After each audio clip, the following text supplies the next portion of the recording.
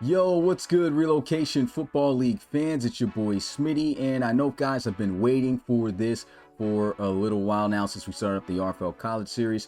So I will be showing you guys the sliders in which we have for College Football 25 for CPU versus CPU gameplay. And if you've read more, of course, into the title, I will also be showing guys how you can play CPU versus CPU in a Dynasty, because I thought that was something that a lot of people would know how to do, but I get a lot of inboxes and questions on this can't be done, or how are you doing this? And to answer this can't be done, I mean, obviously it's being done because I'm doing it for my college series as we speak. So I'll be showing you guys how to do that after I show off the sliders and everything, and we're just going to dive right into the settings. So first off, we've got it on Heisman, and I know typically if we correlate this to Madden, since we haven't had a college game in a while, all Madden usually for CPU versus CPU gameplay is not the way to go, because things are a little bit wonky with that, a little bit OP. It just becomes unrealistic. But we noticed with College Football 25 that is not the case, and it also gives your CPU versus CPU players a better opportunity to be more realistic in terms of their decision making and offer the best play that they can possibly put out there on the field. These settings right here, you really don't have to worry about. You can put that on to whatever your liking is. We got injury on, we got the wear and tear on. We have not touched anything with the play cooldown. Now this could be effective in Madden gameplay because things can get repetitive. And I'm not saying things can't get repetitive in here as well, but they're just not as obvious because there's a lot more plays in a book for the college teams. And so I don't feel it's necessary to really put a cooldown or a limit on their plays.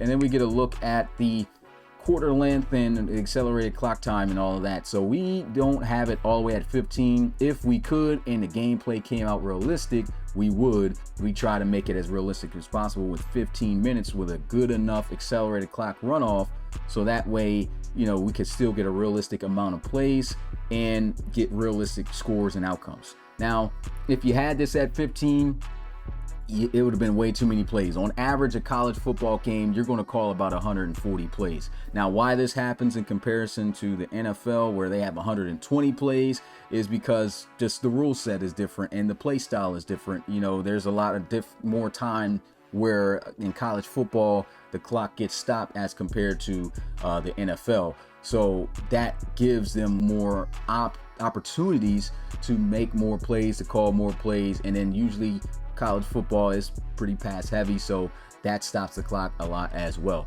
So we managed to see that 12 minutes with a 14-second runoff is pretty good. Now, will this give you 140 plays? No, it won't. And the reason why I didn't go to that title, I've tested so many times to see what 140 plays on average would do, and it's just that this style of game is very high scoring in itself. And so if you really try to get the average of 140 plays a game, and this game can really get high scoring, and you don't want every game on average getting 50, 60 points every time. That's just very unrealistic. You'll get kind of like the pro level amount of plays in the game, where it's going to be up to like 110 to 120, could even touch 130 plays in some instances that we've tested.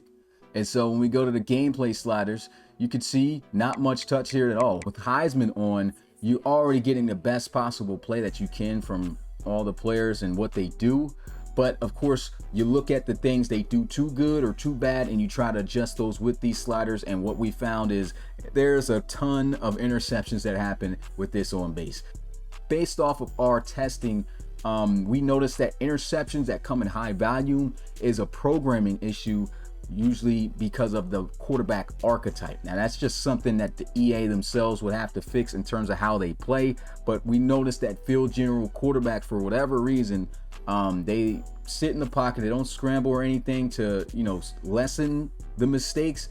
They're more likely to throw a football directly to a defender and get intercepted. I'm sure you guys have seen that a lot, and so you will still get some of that even with a low interception slider. This will just make it less, so you're not getting 10 or more interceptions in a game. That just is unrealistic. Not saying it can't happen in a game, but to happen on average of that or 7 or more a game, that's just very unrealistic. And what we do is we make sure that the player skill and the CPU skill is the exact same. Kicking has been good in my opinion in this game. I like the fact that there are misses in college football, man, even close. So I like everything that happens there. It could be crazy, they're right there and they miss it, but when have we seen that in CPU versus CPU gameplay? I can't even tell you when. Injuries, this could be whatever you want for your league. We got it on 15, so if you want to know what we're running, that's what we're doing, because this helps with the wear and tear. We kind of put it down even low because of the fact that wear and tear can do a little bit too much and get out of hand within a season, and we don't want guys just out of the games and gone for some time. So we make injuries where they can happen, but not very frequently, at least enough to keep guys on the field. I know some guys have touched their player threshold, but to me, I feel it's clear that you can see the difference between slow and fast players. And then you can also, even if it's a fast player that's got like 99 speed, based on angles, based off momentum and certain things like that, they can be caught up to, and I think that has been depicted well within this game. Now, these are the most important changes to me when it comes to the league's settings, right? But in terms of the slider being turned up, we moved defensive pass interference to 75. Now, the reason why we've done this is because we've noticed that when you have a penalty that is more likely to happen, like defensive pass interference, it affects the defensive players to become more cautious. What I mean by that is, I know you guys have seen, if you played this on base sliders, that defensive backs or whoever's in coverage will still have that eye behind their head kind of deal and jump passes unrealistically, and that results in a lot of interceptions. Because of the chances of a defensive pass interference, it's almost like the game does not want that to happen often. So instead of just always going for the interception, they're more likely to play the ball, swatting it away, or play the receiver and knock it out. I think this is very important, turning it up, and you don't see any outlandish defensive pass interference called. I think at most in one game we had 2 of these called, and it wasn't even something that's that effective where you're going to be like, man, this is happening every game. It rarely happens. We've had multiple games where there was no defensive pass interference. We got more games that it never happened. So this isn't going to hurt you in terms of that penalty just going haywire. You will still get interceptions, trust me. But this is also putting it at a realistic rate where we don't have players just always dropping interception attempts, but they're also not just going for them every time. Intentional grounding, we've got that off. We know some people say this never gets called. Anyway, I have seen it called, to be honest. It's not just something to just turn off because it doesn't happen. It also affects the quarterback's play to decide whether or not to keep or throw the ball away. And we've seen a lot of quarterbacks hold on to the ball too long when they've had opportunities to throw the ball away. I'm not saying this is going to work or happen all the time, but this gives them more opportunities to think about doing that instead of just always taking a sack. Notice that when we have it on, they hold on to the ball too much and still just take the sacks. This at least lessens that a bit and makes them more comfortable to throw the ball away because there's no penalty for it. This is how the AI reacts to these kind of sliders. And then the last thing is turning illegal contact off. I realize that this is one of those sliders where it happens, but it happens when it doesn't make sense. The only time this would even make sense is if you got user gameplay and then you trying to run somebody out of bounds. Wear and tear, is very important in this game. And then the other user just hits your player when you clearly went out of bounds 2 to 3 yards, and then he just throws a hit stick. That doesn't happen in CPU versus CPU gameplay. So turn this off, because the only time you're going to get it is, say for instance, if a player makes a sideline catch that a defender is clearly trying to defend in the act of it, but it slightly happens out of bounds, they're going to call illegal contact when he's making a realistic play on the ball where it would never be called. I recommend turn illegal contact off completely. So that's it for the sliders. Now I'm going to go show you guys how you can do CPU versus CPU gameplay. This is literally one of our games from last night. So we have no more games other than our main event for tomorrow. So let me go ahead and retire. So what you want to do, you want to hit retire, and you see how I'm on this coach. The key is not to create a coach. You can always change this same coach. So let's say we're going to go ahead and hop on a team. This is your first time, or you're on a team and you're trying to go somewhere else to watch their game in CPU versus CPU game style. I'm a North Carolina Tar Heels fan. We're already on it. Let's go ahead and pick North Carolina, for example. Always pick the head coach. Boom. Hit the head coach. Do not create new. Just go ahead and select the coach that's already there. You already know what happens here. Sign the contract. And when you sign the contract, you see who they're going up against, and you can hop straight into this game and do CPU versus CPU gameplay. And I'm gonna show you, of course, how to do that. But before I show you that, I also want to show you guys how, if you want to have your own custom coach in here, right? You know, instead of the fake coaches they got there, you have to keep the coach in itself there, but you just go here to edit coach. Boom, you hit that. And when you hit edit coach, you change the name, you change all this to whatever you want. I'm gonna throw some more stones in here, some gems in here too, for the offensive aggressiveness, right? And I've tested this.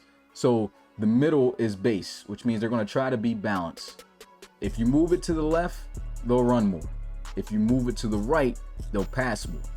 And then for defensive aggressiveness, if you move it to the left, they are more conservative and they don't blitz as much. They call a lot of zone.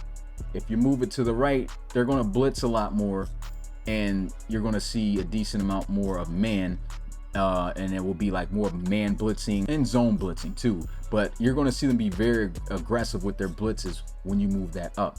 So that's just key pointers on what you could do to affect your team. So now we get to the game, and you can do this for every single team that you want to. You can play this game, and after this game is done, you go right back to the retire option, pick a new team, get on that team, and then play their game as well. You can do this for every single team every single week. So you can still play CPU versus CPU gameplay for any game that you really want to watch. All right, so let's go ahead into this game right here. This is not going to matter because, of course, I'm not going to save it. So we're waiting for this, and boom, we're going to skip all this. But yeah, hops into the game. You get to watch everything. And before we even get into all that, let me go ahead and skip this. Boom. You get to the game menu. You click L3. What L3 is, for some guys who don't know it, the left analog stick that you move instead of the D-pad, you click into it. This option will come up, right? And you see at the bottom left where it says speed and it's on fast, it will always automatically be on fast. You do not want to sim it that way, because that is the way where it's like Road to Glory and you won't get to see the plays going on. You want to see everything in CPU versus CPU game style. So you press square and you go to slow. You press X and you select slow. When you select slow, you go to jump ahead. As you see, I just moved down one. You press X and you can click here where it says end of game. Once you click it, that's it. You got CPU versus CPU gameplay now that you can watch all the way from the start to the end of the game without you having to control anything and just watching the teams go at it. I'll go ahead and let the first play run because I'm exiting right now. But you can see they're taking completely over and they're making their own plays. Boom, straight like that. Hope you guys enjoyed this video. If you haven't already, make sure you smash that like button, subscribe to Relocation Football League. Join us for our current season of the RFL College Series in CS7. Hopefully you can be a player that takes their road to the RFL Pro Series that starts usually in the beginning of years in January. But it's your boy Smitty, RFL Commissioner and play-by-play commentator, speaking too fast, and I'll see you guys next time. Peace.